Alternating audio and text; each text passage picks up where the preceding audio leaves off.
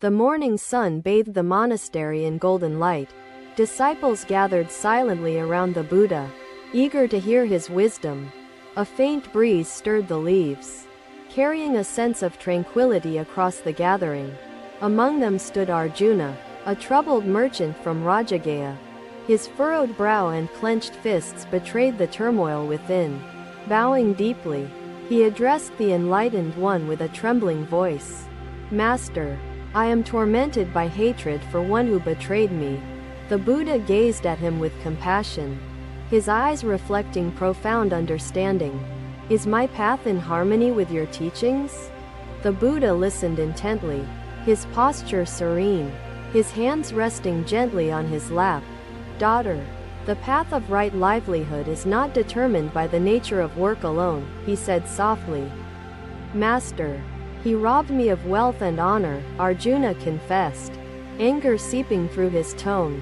The Buddha picked up a small stone lying near his seat. "Arjuna, hold this stone tightly in your hand," he instructed. Arjuna obeyed, gripping the stone until his knuckles turned white. Minutes passed, and his hand began to ache from the pressure. "Now, tell me, does holding this stone ease your pain or increase it?" The Buddha asked calmly. "It grows unbearable," Arjuna admitted, sweat forming on his brow. "Just as clinging to this stone brings you pain, so does holding on to hatred," the Buddha explained. The disciples nodded, their eyes widening in understanding at this vivid illustration. "Master, what if I cannot forgive?" Arjuna asked, desperation evident in his voice. The Buddha placed the stone back on the ground, speaking gently. "Forgiveness does not absolve the other. It liberates you from the chains of resentment." Though tempted, she remembered her commitment to the path of right livelihood and gently declined. Her choice was not easy, but it was guided by the awareness of her higher purpose. The woman lowered her head, pondering the parable, her hands clutching the edges of her shawl. The Buddha continued, his tone steady, his message clear. The disciples exchanged glances, the depth of the teaching resonating deeply among them. "A grudge is a poison we drink, hoping to harm another," the Buddha continued, his voice serene. "Master, how do I begin to let go?" Arjuna pleaded, his face a mixture of anguish and hope. The Buddha smiled, lifting a nearby lotus flower, its petals immaculate and radiant. "Behold this flower. It blooms in the mud, unsullied by its origins," he explained. "Just as the lotus rises above the mire, so can you transcend your anger," he said. The silence among the disciples deepened, their hearts absorbing the allegory before them. "Letting go begins with self-awareness," the Buddha added, his tone steady and illuminating. "Master, I understand, but why is it so difficult?" Arjuna asked, his voice tinged with vulnerability. "Because the ego clings to the story of injury, seeking validation in suffering," the Buddha replied. A soft murmur of agreement spread through the gathering, like ripples on a still pond. "Master, how can I overcome my ego and its grasp?" Arjuna inquired further, his determination growing. "By seeing the interconnection of all beings. For in harming another, we harm ourselves," the Buddha said. The grove fell silent, save for the whispering wind that carried his timeless message to all corners of the world. Another day, another breeze swept through the shaded courtyards of Sravasti, as merchants mingled in the bustling marketplace. "But Master, will justice not prevail if I release my anger?" Arjuna persisted. "True justice lies in the balance of the universe, not in the chains of vengeance," the Buddha answered. A profound stillness enveloped the gathering, as the weight of these truths sank in. "Master, is it weakness to forgive those who wrong us?" a disciple asked, breaking the silence. The Buddha turned to the disciple, his expression both gentle and resolute. "Forgiveness is the strength to rise above the storms of the heart," he answered. "My child," he said calmly, "wealth itself is not an obstacle, but attachment and deceit bind one to suffering. Right livelihood is free from exploitation and harm.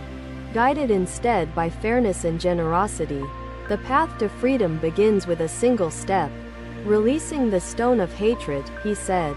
Arjuna felt a wave of relief wash over him, as if a burden had been lifted. Master, I will strive to walk this path, though it may be challenging, Arjuna promised. The Buddha smiled, his radiance filling the space like the morning sun. Every step you take toward forgiveness brightens the light within you, he said. The disciples remained silent, their hearts filled with awe and gratitude. In the distance, a bird sang, its melody a testament to the joy of liberation. The teaching concluded. The Buddha closed his eyes, entering a state of serene meditation. The disciples dispersed, each carrying the lesson deep within their souls. Arjuna lingered for a moment, gazing at the stone he had released. It fades when we align ourselves with impermanence and truth. The sound of birdsong returned, filling the moment with a sense of continuity and renewal. Yet, like water, compassion extinguishes the fires of desire. The path of right livelihood is a mindful balance between serving one's needs and uplifting others. Harmony exists in nature. Even amidst storms, the disciples began to feel more connected to themselves, each other, and the world, through the lens of Buddha's wisdom. Words, though fleeting, can pierce the heart more deeply than any weapon, he began, his tone filled with gravity. Mira lowered her eyes, tears slipping down her cheeks, her anguish palpable. How can I forgive when their words still echo within me? She asked, her voice breaking. The Buddha lifted a cup of water, clear and still, and poured turmeric into it. Observe, he instructed, swirling the liquid gently. The water turned golden, its clarity replaced by a vibrant hue. Much like Mira's emotions, turmeric taints the water, just as anger clouds the mind, the Buddha explained. Setting the cup aside, Mira watched, her sorrow momentarily replaced by curiosity at this vivid metaphor. Master, how do I cleanse my mind of these taints? She asked, seeking his guidance. The Buddha placed the cup on the ground and allowed its contents to settle. Patience and self-awareness are your allies, he advised. Mira nodded, yet her heart remained heavy, burdened by memories that refused to fade. Master, I struggle to release the pain they inflicted, she admitted, her voice tinged with desperation. The Buddha gestured to the banyan tree, its roots thick and entwined. Roots grow deep, yet they can be unearthed with effort and care, he said. Mira looked at the ground, contemplating the metaphor, her thoughts swirling within. Master, their actions feel like a wound that never heals, she murmured. Her shoulders slumped. The Buddha placed a hand on her shoulder, his presence calm and grounding. Healing begins when you cease to feed the wound with anger, he said. The disciples watched silently, their expressions reflecting the depth of the moment unfolding before them. Master, I fear my forgiveness will make me appear weak, Mira confessed, her vulnerability evident. The Buddha smiled gently, his wisdom enveloping her like a soft embrace. Once, in a distant land, there lived a man skilled in the art of hunting.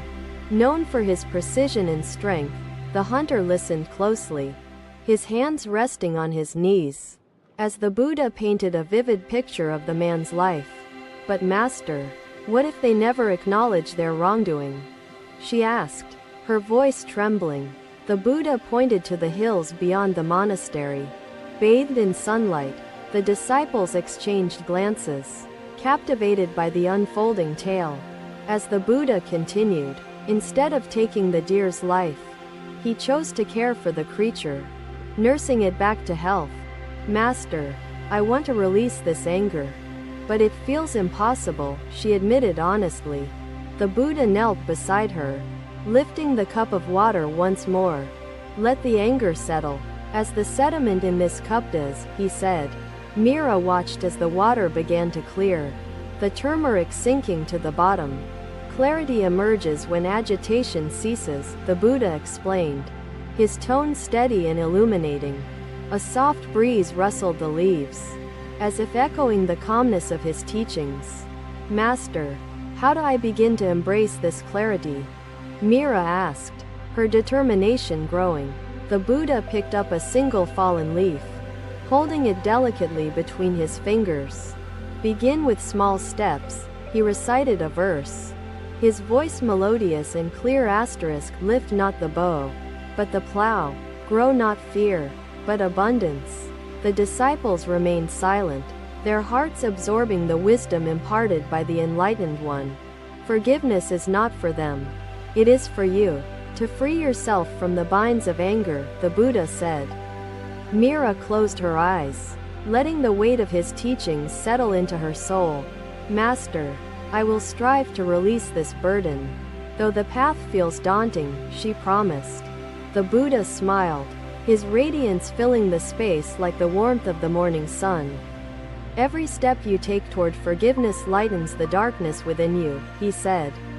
Mira bowed deeply, gratitude shining in her eyes as the lesson ended. In the stillness of the moment, the disciples reflected on the timeless truths shared with them. The banyan tree stood steadfast, its roots entwined, bearing witness to the unfolding of wisdom. Another day had passed, yet the lessons imparted by the Buddha lingered like whispers in the wind. Another day, another lesson unfolded beneath the venerable banyan tree, its roots anchoring the truths shared by the Buddha. The morning air was crisp, carrying the faint scent of blooming jasmine from the surrounding fields.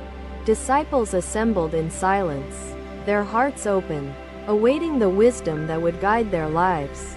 Among the gathered was Ananda, a devoted disciple, his face troubled by an inner struggle he had yet to voice. Bowing deeply, Ananda addressed the Buddha. Master, I am burdened by resentment toward one who has wronged me.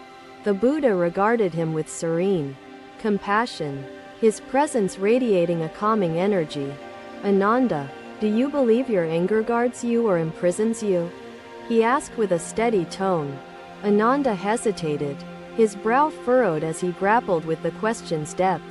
Master, my anger feels justified, yet it brings me no peace, Ananda confessed, his voice heavy with unease.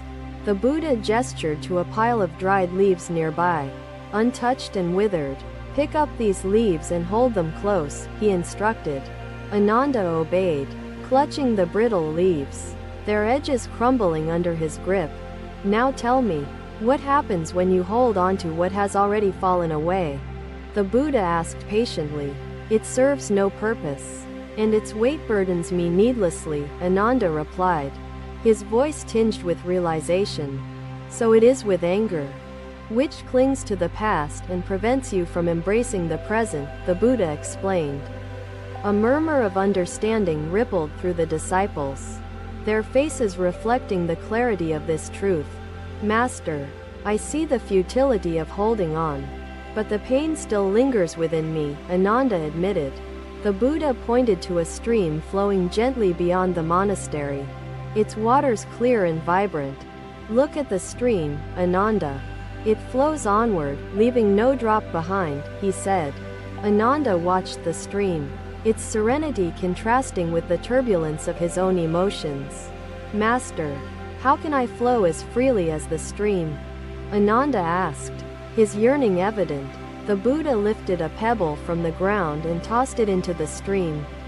Release your burden, and you too shall flow, he replied. The sound of the pebble striking the water echoed, a symbol of letting go that resonated deeply within.